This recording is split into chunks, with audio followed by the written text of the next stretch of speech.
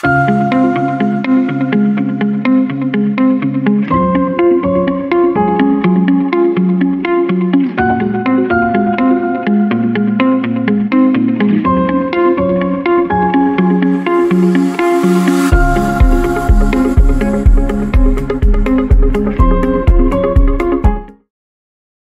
Students, আজ আমরা যে টপিকটা নিয়ে পড়াশোনা করব সেটা হলো ক্লাস 11 এর first chapter diversity in the living world. আচ্ছা, আমাকে একটা কথা বলো তোমরা, আমরা যখন এই ডাইভার্সিটি কথাটা বলি, ডাইভার্সিটি মানে কি বুঝি? মনে পড়ে সেই ক্লাস ছোটবেলায় আমরা যখন জিওগ্রাফি পড়তাম না, diversity, India is a land of diverse country. তো ডাইভার্স কথাটার মানেটা কি? যখন এই ডাইভার্স বলছি মানে প্রচুর ভ্যারাইটি, প্রচুর ভেরিয়েশনস আছে। যেমন ধরো যদি ইন্ডিয়ার এক্সাম্পলে যাই, তাহলে কি আছে, ইন্ডিয়ার ভেতরে ডিফারেন্ট স্টেটস, প্রত্যেকটা স্টেটের নিজস্ব এক একটা কালচার আছে, সেইখান থেকে টার্মটা আসে ডাইভার্সিটি। কিন্তু আমরা তো আজকে বায়োলজি ক্লাস করছি, তাহলে বায়োলজি ক্লাসে আমরা যেই ডাইভার্সিটির কথা বলছি তার নাম হচ্ছে ডাইভার্সিটি অফ লিভিং ওয়ার্ল্ড। আচ্ছা, লিভিং বলতে বায়োটিক কম্পোনেন্টস, ঠিক তাই। বায়োটিক মানে আমাদের অর্গানিজমস যারা যারা আছে, এটা একটা ছোট মাইক্রোবস হতে পারে, একটা হিউম্যান বিং হতে পারে, আবার একটা বার্ডও কনসিডার করতে পারি।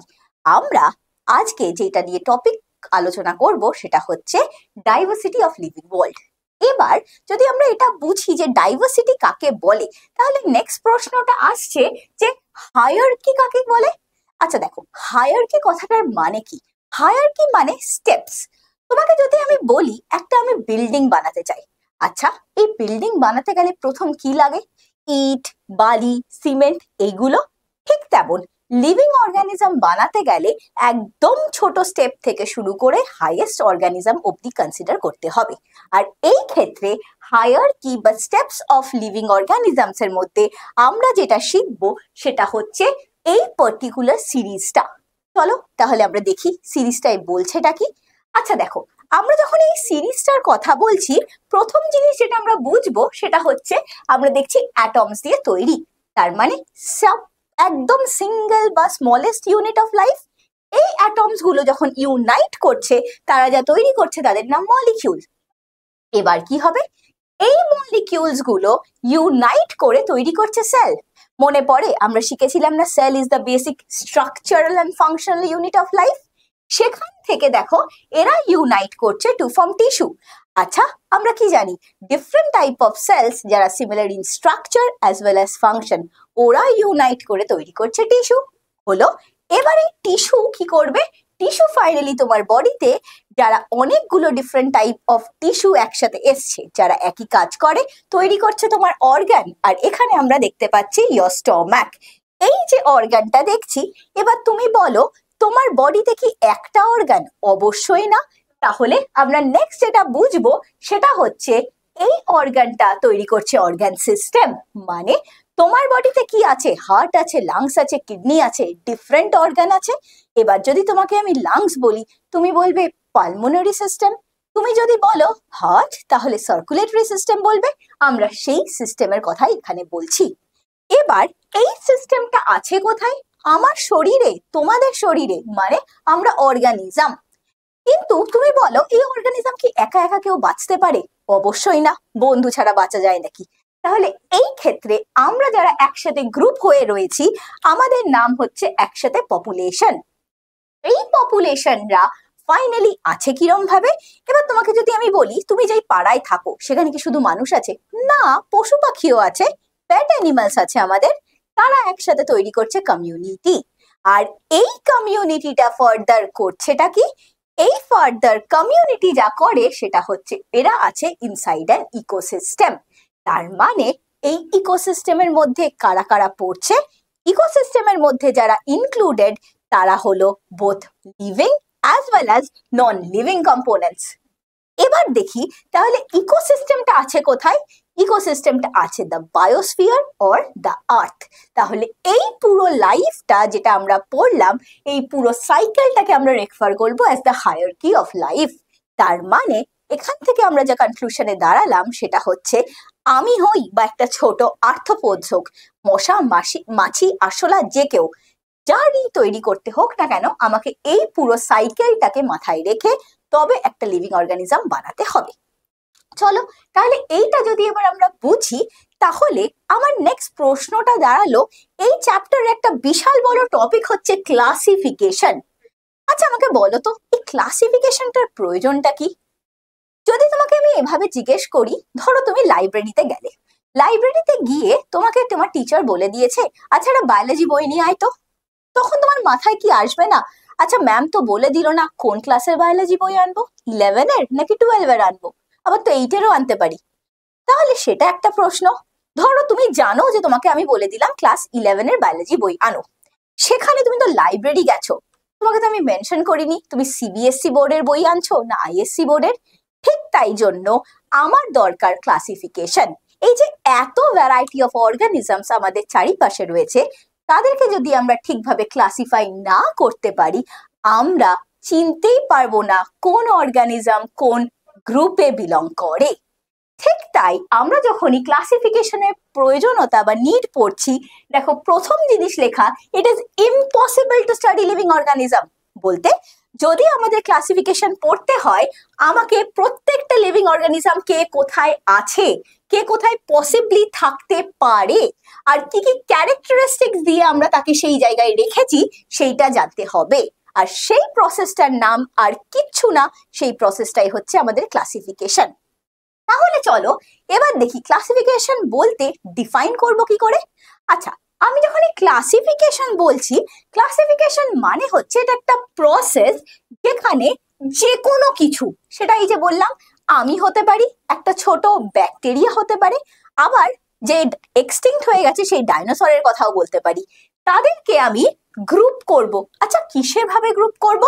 কনভিনিয়েন্ট ক্যাটাগরি, মানে আমি যদি ম্যান বলি তার সাথে লায়ন বলি, এদের দুজনকে কি তুমি একই ক্যাটাগরিতে গ্রুপ করতে পারবে? তোমার আনসার হবে অবভিয়াসলি না। ঠিক এই কথাটাই বলছি, আমাদের ক্লাসিফাই করতে গেলে যেটা প্রথম মাথায় রাখবো সেটা হচ্ছে ইজিলি অবজারভেবল ক্যারেক্টার্স। মানে আমার আর লায়নের মধ্যে কিছু তো সিমিলারিটিস নেই, হ্যাঁ 4টে হাত পা এটা আছে বলতে পারো, তাছাড়া বাইরে থেকে দেখে কিছু কি সিমিলারিটিস আছে? তা তো নেই। তার মানে এই বাইরের ক্যারেক্টারিস্টিক্স দিয়ে আমরা যাকে সাব ডিভাইড করব ইনটু ডিফারেন্ট গ্রুপস, সেই গ্রুপস এর নামই ক্লাসিফিকেশন। চলো এবার তাহলে আমরা নেক্সট দেখি, এই যে ক্লাসিফিকেশন বললাম, ক্লাসিফিকেশনে তো প্রচুর গ্রুপস আসতে পারে, তাহলে যে সাইন্টিফিক টার্মটা আমরা ক্যাটাগরিকে ডিফাইন করার জন্য বলে থাকবো তার নাম ট্যাক্সা, যাকে আমরা সিঙ্গেলে বলে থাকি ট্যাক্সন। কিন্তু এবার বিষয়টা হচ্ছে এই যে ক্যাটাগরিজ রয়েছে, ক্যাটাগরিজ গুলো তো ডিফারেন্ট লেভেলে থাকবে, তাহলে আমাকে সেই লেভেলটা জানতে হবে। লেভেল যদি না জানি আমি তাদের আবার ক্লাসিফাই করব কি করে? দেখি এবার আমরা নেক্সট কিসের লেভেলের কথা বলছিলাম আমি। এই দেখো অ্যানিমালিয়া, সেখান থেকে আসে কর্ডেটা, সেখান থেকে ম্যামেলিয়া, মানে আমরা সবাই অ্যানিমাল, আমিও অ্যানিমাল, একটা আরশোলাও অ্যানিমাল। ডিফারেন্সটা কি? আরশোলার কাছে ব্যাকবোন নেই কিন্তু আমার কাছে আছে, তাই আমি কর্ডেট, আরশোলা হয়ে গেল নন কর্ডেট। আবার যদি তুমি জিজ্ঞেস করো আমি ম্যামেলিয়া, কারণ আমাদের কাছে ম্যামারি গ্ল্যান্ডস আছে, আরো ডিফারেন্ট ম্যামেলসের ফিচার্স আছে যেটা একটা আরশোলার নেই। ঠিক এই কারণে আমাদের ক্লাসিফিকেশন করতে হবে। চলো তাহলে এবার এই যে আমরা ক্লাসিফিকেশন বললাম, ক্লাসিফিকেশন আমরা কি বেসিসে করছি? দেখো ক্লাসিফাই করছি into different taxa based on the different characteristics. আর এই যে প্রসেসটা যেখানে আমরা ক্লাসিফাই করছি, প্রসেসটার নাম ট্যাক্সোনমি। তাহলে এখান থেকে আমরা বুঝলামটা কি?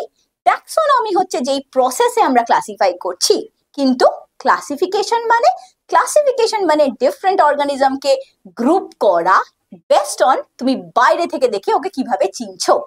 এইবার আমরা যেটা জানবো, শুধু বাইরে থেকে যদি দেখে আমি একটা অর্গানিজমকে চেনার চেষ্টা করি, তাহলে একটু আধটু তো ভুল হওয়া উচিত না? ভেবে দেখো তো আমার এক্সাম্পলটা কি ছিল, একটা লায়ন, তার সাথে আমি ছিলাম এক্সাম্পলে যে লায়নের আমি ছিলাম, আমারও দুটো হাত, লায়নেরও দুটো হাত, বলতে পারো দুটো পা আছে, আমারও আছে, না হয় 4টে বুঝলাম। এক্সটার্নাল ফিচার্স তো বুঝলাম, ইন্টারনাল স্ট্রাকচার, আচ্ছা লায়নের কি ভার্টিব্রাল কলাম নেই? আছে তো, তার মানে শুধুমাত্র এক্সটার্নাল না, আমরা ইন্টারনাল স্ট্রাকচার, ইভেন তার সেলটাকে কেমন দেখতে, পুরো জিনিসটা তার কিভাবে ডেভেলপমেন্টাল প্রসেস হয়েছে, সে কোথায় থাকে, ইকোলজিক্যাল ইনফরমেশন বলতে সে কি টেরেস্ট্রিয়াল অ্যানিমাল নাকি অ্যাকোয়াটিক অ্যানিমাল, আমাকে পুরো জিনিসটা জানতে হবে, তবেই আমি ট্যাক্সোনমিক স্টাডি করতে পারবো। এবার দেখো, তাই জন্য আমরা যে কনক্লুশনে দাঁড়ালাম সেটা হচ্ছে ক্যারেক্টারাইজেশন। তুমি প্রথমে গ্রুপ করছো, ক্যারেক্টারাইজ হিসাবে দেখে তুমি গ্রুপ করছো, তাকে আইডেন্টিফাই করো যে সে কি, পরেরটা নাম দাও। আমাকে যে হিউম্যান বিংস বলা হচ্ছে আর লায়নকে যে প্যান্থেরা লিও বলা হচ্ছে, এই নাম দেওয়ার প্রসেসের পর তুমি একে ক্লাসিফাই করছো, আর পুরো জিনিসটাকে মিলিয়ে আমরা যেই কাজটা করে থাকছি তার নাম ট্যাক্সোনমি। তার মানে আমরা এখান থেকে যা বুঝলাম, ট্যাক্সোনমি করতে গেলে আমাকে এই 4টে কথা মাথায় রাখতেই হবে।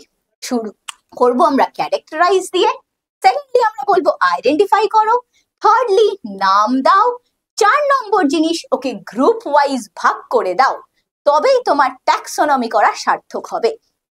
কিন্তু এই যে আমরা এতক্ষণ ধরে বলে যাচ্ছি আমরা ট্যাক্সোনমি করছি, এবার একটা প্রশ্ন এলো মাথায়, আচ্ছা আমি যেই গ্রুপেরই কথা বলি সবাই কি এক, তাহলে সিস্টেমেটিক্স আবার কি? সিস্টেমেটিক্স আর কিচ্ছু না, সিস্টেমেটিক্স মানে হচ্ছে আমার আর তোমার রিলেশনশিপ বলতে। আচ্ছা এই যে আমি বললাম আমি আর একটা লায়ন, আমাদের দুজনের মধ্যে কিছু রিলেশনশিপ আছে? আছে অবশ্যই, আমরা দুজনেই কিংডম অ্যানিমালিয়াতে বিলং করি, আবার আমরা ম্যামালস দুজনেই। এই যে আমাদের মধ্যে সিমিলারিটিটা বা একে অপরের প্রতি যে রিলেশনশিপটা আমরা জানতে চাইছি, সেই রিলেশনশিপ জানার নামই হচ্ছে সিস্টেমেটিক্স। ডিফারেন্ট অর্গানিজম আর তাদের ডাইভার্সিটি রিলেশনশিপ যখন স্টাডি করব, আমরা সেই স্টাডিটাকে রেফার করব অ্যাজ সিস্টেমেটিক্স। চলো তাহলে সিস্টেমেটিক্স তাহলে কি শেখাবে আমাদের? সিস্টেমেটিক্স আমাদের যা শেখাবে সেটা হচ্ছে that deals with the vast diversity of life. এইমাত্র বললাম না আমাদের ডিফারেন্ট অর্গানিজমস আছে, সেটা একটা মাইক্রোস্কোপিক অর্গানিজম হতে পারে, আবার আমাদের মতন বড়সড় মানুষ হতে পারে। এই স্টাডি করাটার নামই হয়ে গেল সিস্টেমেটিক্স। এবার তাহলে তোমার মাথায় প্রশ্নটা আসবে, সিস্টেমেটিক্স কিভাবে পড়বো আমি? স্টাডি তো করবো বলছি রিলেশনশিপ, রিলেশনশিপ স্টাডিটা হবে কি করে? রিলেশনশিপ স্টাডিটা করতে গেলে আমরা এভলিউশনারি রিলেশনশিপ শিখবো। মনে পড়ে আর্লি ম্যান থেকে মডার্ন হিউম্যান বিং এলো, তার মানে এভলিউশন হলো না? সেই এভলিউশন স্টাডিটা আমরা করব এই সিস্টেমেটিক্সে। এবার এছাড়া আরেকটা জিনিস আমাদের করতে হবে, সেটা কি? এভলিউশনারি রিলেশনশিপের সাথে যেটা আমরা শিখতে পারবো সেটা হচ্ছে ফাইলোজেনি অফ অর্গানিজম। আমরা যখন এই ফাইলোজেনি বলছি, ফাইলোজেনি মানে কি? ফাইলোজেনি মানে হচ্ছে একে অপরের সাথে যে যেভাবে ইভলভ করেছে সেই অর্গানিজমের মাঝে জেনেটিক্যাল কি কি সিমিলারিটি আছে, মানে আমার সাথে একটা লায়নের কি কি জেনেটিক্যাল সিমিলারিটিস আছে, মানে আমরা ডিএনএ আরএনএ নিয়ে পড়াশোনা করব, সাথে আরো কিছু শিখবো। তার মানে এই যে স্টাডিটা আমরা শিখলাম, যেটা এস্টাবলিশ করছে শুধু কিন্তু এক্সটার্নাল বা ইন্টারনাল ক্যারেক্টারিস্টিক্স একদম নয়, তা যা করছে সে এভলিউশনও স্টাডি করতে আমাকে হেল্প করছে, দেখো, তার সাথে রিলেশনশিপ অ্যাবাউট দেয়ার ফাইলোজেনি। আমরা এই পুরো জিনিসটা শিখলে তবেই বলতে পারবো আমরা কমপ্লিটলি সিস্টেমেটিক্স শিখে গেছি, তাছাড়া কিন্তু একদমই পারবো না। হয়ে তো গেল এই যা পার্টটা, যে সিস্টেমেটিক্স কি। কিন্তু এবার তাহলে সিস্টেমেটিক্স করতে গেলে যা ইম্পর্টেন্ট প্রশ্ন সেটা হচ্ছে কারা কারা বিলং করবে। দেখো, এই যে আমরা ক্যাটাগরি করা বা গ্রুপ করার কথা বলছিলাম এতক্ষণ ধরে, এই গ্রুপিং এর ক্ষেত্রে আমাদের কাছে 7টা অব্লিগেট ক্যাটাগরিজ আছে যাদেরকে আমরা ক্লাসিফাই করেছি। তারা কে? ফার্স্ট আসছে হচ্ছে আমার কিংডম, সেকেন্ডলি আমার আসছে হচ্ছে ফাইলাম, তারপর যে আসে সে হচ্ছে ক্লাস, সেখান থেকে আমরা শিখবো অর্ডার কাকে বলে, তারপর আমরা শিখবো ফ্যামিলি কাকে বলে, তারপর আমাদের পড়াশোনার বিষয় জেনাস, আর ফাইনালি স্পিসিস। মনে পড়ে আমাদের সায়েন্টিফিক নেম কি? Homo sapiens. হোমো কথাটা এসছে, দ্যাটস দ্য জেনাস, আর যেই মোমেন্টে আমি স্যাপিয়েন্স বলছি এটা আর কিচ্ছু না, এটা হচ্ছে দ্য স্পিসিস। তার মানে এই দুটোকে নিয়ে আমরা ম্যান বা হিউম্যান বিংস বলে থাকি। আমরা এই ডিফারেন্ট 7টা অব্লিগেট ক্যাটাগরি ক্রস করে তবে আমাদের সায়েন্টিফিক নেমটা পেয়েছি, যার নাম হোমো স্যাপিয়েন্স। আমরা এইটাই শিখবো যে এই ক্যাটাগরি গুলো কে কে আছে। আচ্ছা, ক্যাটাগরি না হয় বুঝলাম যে অব্লিগেট কিছু আছে। আচ্ছা, আগের স্লাইডে যে অব্লিগেট কথাটা পড়লাম, অব্লিগেট মানে কি? মানে হচ্ছে হতেই হবে, এটা ছাড়া ইম্পসিবল। আমরা এই স্লাইডে একটা সুন্দর জিনিস শিখবো, যেটা হচ্ছে ইন্টারমিডিয়েট। মানে এই যে কথাটা বললাম, এটার মানে এই অব্লিগেট ক্যাটাগরি গুলো ছাড়াও মাঝে মাঝে কিছু সাব ডিভিশন আছে। মনে করো এতক্ষণ ধরে আমি ক্যাটাগরি বা গ্রুপিং বলছিলাম, এখন আমি বলছি সাব গ্রুপিং। মানে আমরা যে অ্যানিমালের পরেও তো কিছু স্টেজেস থাকতে পারে। যেমন তারা কে, চলো আমরা একটু দেখি। এই ক্ষেত্রে আমরা শিখেছিলাম শুরু হচ্ছে কিংডম দিয়ে। শুরু যদি কিংডম দিয়ে হয় তাহলে তারপরে আসে সাব কিংডম। সাব কিংডমের পরে আছে দেখো গ্রেড, সেখান থেকে ডিভিশন, সাব ডিভিশন, তারপর আসে সাব ফাইলাম। মনে পড়ে এর মাঝে ছিল ফাইলাম, অব্লিগেট ক্যাটাগরি। চলো তারপরে আসছে সুপার ক্লাস। সুপার ক্লাসের পর কে আছে দেখি? Sub class. আচ্ছা, তোমাকে যদি আমি বলি সুপার ক্লাস আর সাব ক্লাসের মাঝে পড়ে আছে ক্লাস, তাহলে হবে তো? কারণ সুপার মানে আগে, সাব মানে পরে, তার মানে ক্লাসের আগের ডিভিশনের নাম সুপার ক্লাস আর ক্লাসের পরের ডিভিশনের নাম সাব ক্লাস। দেখো তারপর আছে সুপার অর্ডার, তারপর আছে সাব অর্ডার। ঠিক সেম ভাবে আমি মাঝে অর্ডার ঢুকিয়ে দিলাম। তারপরে আছে কে? সুপার ফ্যামিলি, তারপরে আছে সাব ফ্যামিলি। আমার কাজ কি? সেম কাজ, এর মাঝে ফ্যামিলিকে ঢুকিয়ে দাও। তারপরে আছে কে? তারপরে আছে সাব স্পিসিস। তার মানে আমি যখনই সাব স্পিসিস বলছি, এর পরে আসবে হচ্ছে ফাইনালি আমার স্পিসিস। দেখো, তাহলে আমরা এই যে জিনিসটা করলাম 1 2 3 4 5, এই যে আমরা 7টা ক্যাটাগরির মধ্যে 5টা ক্যাটাগরিকে মাঝে ঢুকিয়ে দিলাম, তার মানে অব্লিগেট ক্যাটাগরির সাথে ইন্টারমিডিয়েট ক্যাটাগরি একসাথে হাত ধরে দাঁড়িয়ে আছে, তবেই একটা অর্গানিজমকে তুমি ঠিকভাবে ক্লাসিফাই করতে পারবে।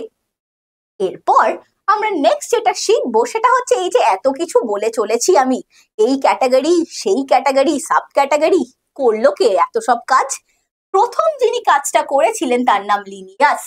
লিনিয়াস ছিলেন প্রথম ট্যাক্সোনমিস্ট যে এই হায়ারকিটা এস্টাবলিশ করে, আর এস্টাবলিশ করে উনি তাদেরকে নাম দেয় অ্যাজ ট্যাক্সা। চলো আমরা এই ট্যাক্সার ক্ষেত্রে যা যা শিখেছিলাম সেটা একবার দেখে নিই। শুরু করেছিলেন উনি এইটা বলে, উনি বলেছিল ক্লাস থাকে, তার আগে আছে কিংডম, সেখান থেকে ক্লাস, তারপর অর্ডার, জেনাস অ্যান্ড স্পিসিস। মানে ওনার বক্তব্যটা কিন্তু একটু ডিফারেন্ট ছিল। উনি বলেছিলেন যে আমার লিনিয়াস দাদুর বক্তব্য, আমার এই 7টা অব্লিগেট ক্যাটাগরি না, ছিল প্রথমে 5টা অব্লিগেট ক্যাটাগরি।